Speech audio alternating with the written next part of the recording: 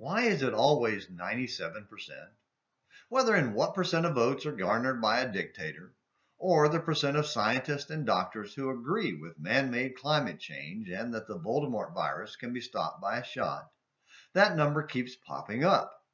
Intelligent, normally rational people constantly fall for the Argumentum ad Populum, appeal to numbers.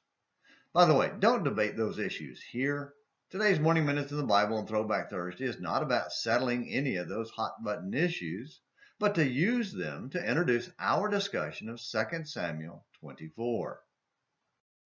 Delight in Numbers by Robert F. Turner from Plain Talk Magazine, December 1969. 2 Samuel 24 records the sin of David in numbering the fighting men of Israel and Judah. The counting itself was not wrong. Earlier in Israel's history, God had ordered the numbering of the people, Numbers chapter 1, verse 2. But there was a sinful motive involved in David's census. Satan moved David to the task, 1 Chronicles 21:1, and God used the occasion to punish Israel, 2 Samuel 24, verse 1. But what was the sin? Joab, David's right-hand man, seemed to sense the basic error. He said, Jehovah thy God add unto the people how many soever they may be, 100-fold. And may the eyes of my lord the king see it, but why doth my lord the king delight in this thing? 2 Samuel 24 verse 3 and 1 Chronicles 21 verse 3.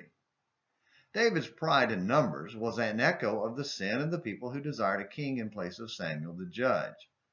They feared the Ammonites and desired a king like all the nations to go out before us and fight our battles, 1 Samuel 8, verse 20.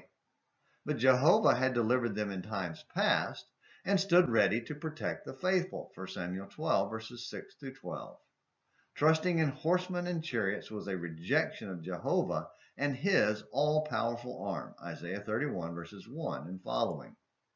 Later, David recognized his error and repented, saying, I have done very foolishly. But his sin brought great pestilence upon the nation. Our pride and trust in carnal strength are often the unsuspected causes of problems that beset us, and we are seldom exercised by the punishment.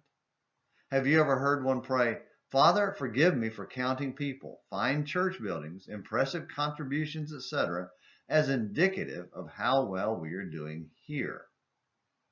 The desire to grow in number is not wrong. If true spirituality increases so as to stay in the lead, our material strength furnishes tools for greater service to God. But sometimes the ones who come out of digression and suffer hardships as a little bunch standing for truth are overcome, not by submission to doctrinal error, but by pride.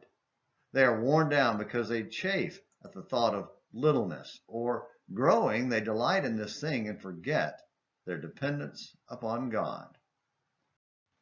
Well, Robert, I hate to disagree, but today's churches would never do that. Oh, and I almost forgot to announce how full our nice big building was last Sunday. Oops. Looks like we do it after all. Something to think about, isn't it? Thank you for watching Morning Minutes in the Bible on Throwback Thursday. Until next time, this is James McClenny hoping you have a great day.